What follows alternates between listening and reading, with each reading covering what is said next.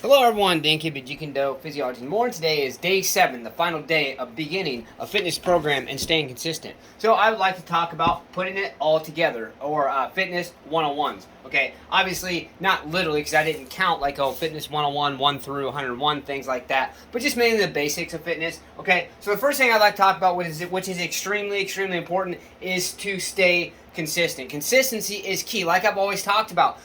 Somebody who is doing 15 minutes every single day of something to get their body moving, something to better themselves, is going to eventually outwork or outweigh somebody who goes for, say, 6 months hard and then they take 6 months to a year off. Because when you're not consistent enough with that, you have to basically start over, number one, and you also, you have to basically muster up enough willpower and everything to just kind of get started again. And getting started is very difficult. I'm sure some of you at least have an idea of what it's all about, getting started on new things, not just fitness, not just health, anything in life in general, a new job, a new house, things like that. Getting started sucks, okay? So the more consistent you are with it, the less you have to be concerned about, I got to start over again, and things like that. So, and when you stay consistent, you build some confidence, you build a sense of accomplishment, you build confidence within yourself, and you consistently build that confidence, and it's going to make you allow you to feel better about it, and you will honestly want to stay consistent because you're not going to want to go back to where you were before. Okay, and the second thing is choose your exercise types. Okay, so like I said, I'm putting this all together, so I want everyone to choose your exercise types.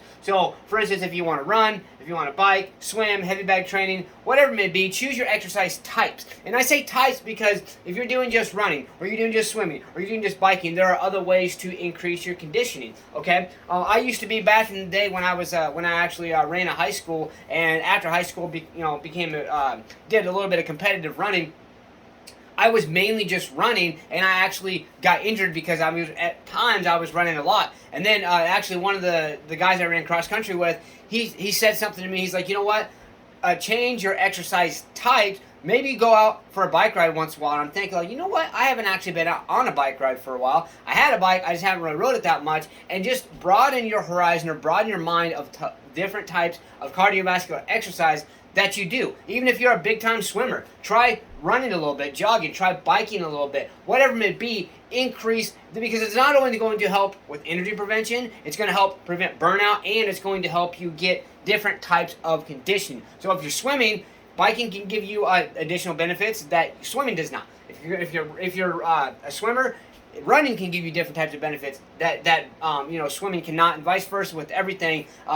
Biking, for instance, will help condition your legs, especially your quadricep muscles, which are mainly due to helping increase your endurance overall in your activities. Okay, and so that is going to help. Biking is going to help with your endurance to maybe increase the amount of ability to run longer or swim or whatever it may be. You kind of get the idea, I'm sure. All right, so choose your exercise types. Choose more than one. Choose at least 2 or 3 to start with, because let's say today you're going to jog a little bit.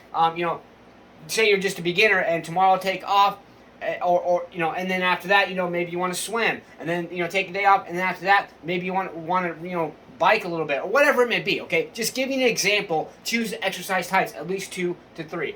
All right, and then figure out your level. What I mean by that is beginner, intermediate, or advanced. There's all kinds of testing you can do. The best way, honestly, just a generalization without even knowing you, because when I train somebody, I ask multiple questions about their lifestyle, about their habits, because we are all physiologically different. So it varies from person to person. But just a generalization. If you go say walk around the block a few times and you're pretty winded, then that probably means you're in the beginner section. Well, as far as intermediate, if you can walk for quite a while or jog for quite a while, then you're probably intermediate. Advanced is if you can go at a good pace of whatever it is you do, whatever type of cardiovascular training you do. If you can go at a good pace and you don't feel real heavily winded and things like that, then you're probably in the advanced level. Okay, so just to give you a basic understanding, don't quote everything I just said. Just kind of use your own judgment. Okay, and then apply yourself right away. Be proactive. Being proactive means you start now. Doesn't mean, hey, tomorrow's Monday, I'm gonna start Monday. No, it means you start right now. You start today. Get down and drop and do 5 to 10, 15 push-ups. Walk around the block for 5 minutes. Jog around the block. Go for a bike ride for 5 or 10 minutes. Do it now while the energy is strong, while the emotion is strong. Do it now and be proactive, and you'll be glad and happy, and you'll love yourself for doing that. Okay, gradual progression. I want you to follow your level. So if you're a beginner, start with the beginning stages, okay? Don't just be like, oh, beginner, hey, I'm going to do this, and then an hour later I'm going to go to the intermediate level, and then an hour later I'm going to go to the advanced level, and then you have to take a few days or a week or several weeks off because you hurt yourself or because you're extremely sore and you can't get over that. So gradual progression. Choose your level, beginner, intermediate, or advanced, and stick with it and gradually work up to the next level, okay? But still, at the same time, of course, you always want to push yourself, and push yourself. That is very important, okay? Now, if it's too easy, such as example, you're not breathing very heavy, then honestly, you want to increase your level, okay? Like I already pretty much explained, all right? And then get to know / study your body. You've got to know your body. The extremely number one, key, most important component of anything in life, whether it's health, whether it's overall financial struggles, whether it's relationships, whatever it may be. You've got to know your body, because if you don't know your body, you're not going to know how it responds to everything. But the better you know your body, the more well you know your body, the more you're going to know how it responds to everything. The more you're actually going to be able to do, and you'll be like, okay, I know I can do this because my body's telling me this, and I'm listening to my body, and I'm studying my body. So observe your body, how it reacts to exercise, how it reacts to different foods, and just kind of like do trial and error experimentation with yourself. And that is extremely important. That includes eating well for your body, meaning the foods that your body likes, which is you will find out through experimentation, trial and error, things like that, knowing your body, study your body, okay? And then change it up, because our bodies and our minds, they change all the damn time. So what I mean by changing up, as talking about knowing your body, it means when mainly muscle confusion or body confusion. Well, just when your body gets used to something, your mind gets used to that, change it up. It's going to put you in a little bit of a quote unquote shock, but it's a good shock. It actually is going to teach your body that your body changes, so I can change with you as well, and I can confuse the hell out of you as well, and that will get you such amazing results. Honestly, it'll be hard to really fathom. Okay, so this is what I want everyone to do. Remember, it's possible. Tell yourself every day, it's possible. Good things are supposed to happen to me. Tell yourself that every day. I will never be broke again.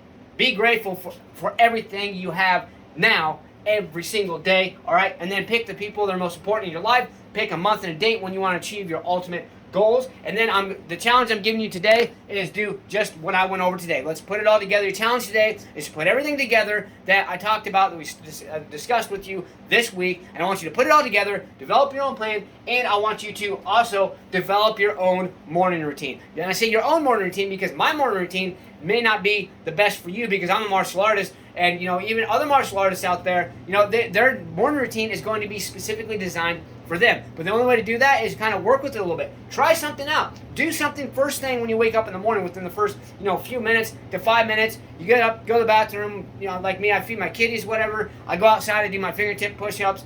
In just shorts, even in snow, whatever it may be. And I do a few other things before that, mobility exercises. But that is for me, and I've changed it so much over the years. And I want you to realize that you have got your own ways to do things, and still in life, your body will change, and you need to change with it. Let's get to stay motivated, believe in yourself, believe you can do it, and believe that you deserve it. Let's get out there. Let's go smash, punch, kick that like button. Just don't break it. Let's get out there and do something. Let's go.